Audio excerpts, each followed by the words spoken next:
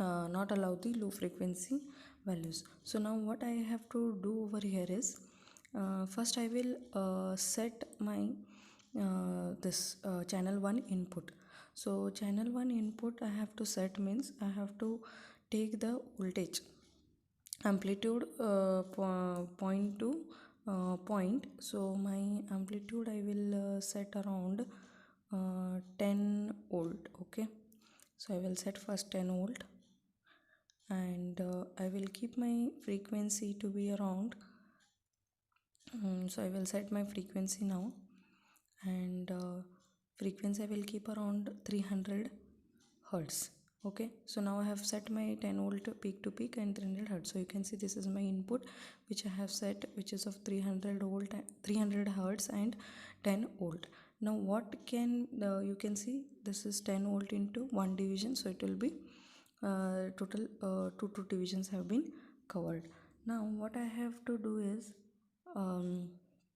the next thing which I am going to do over here is, now I will just consider I have to say check out now these divisions for my output. Okay, so this is the set 1 input for channel 1. Now what will be my output? Fine. So for checking the output, what I am going to do over here is, I will just do my channel 2, which is my output, and I will check. Okay, so this is my expected output which I am going to get. Okay, so now here what happens over here is, now it is covering 3 divisions, right? So means as and when you are increasing your frequencies, you are getting more number of waves. So that is how the output of your half-wave filter is been used. Okay, so you can just see it is covering 3 divisions. Okay, and it is 300 volt. So this is the expected output of your high pass filter. Okay, so this is made.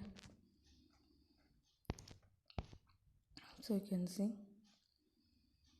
so as and when you go on increasing your frequencies, see now if I increase my frequency, okay, so if I make my frequency to be 1 hertz, so you can just see what are the changes taking place here. More number of waveforms they are comparing. So this is the output of your expected output of your filter of this experiment.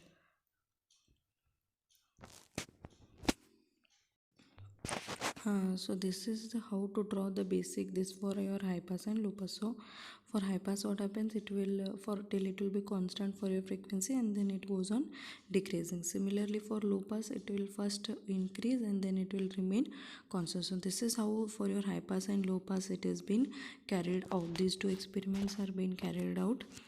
Okay, so thank you students. I hope it is everything is clear.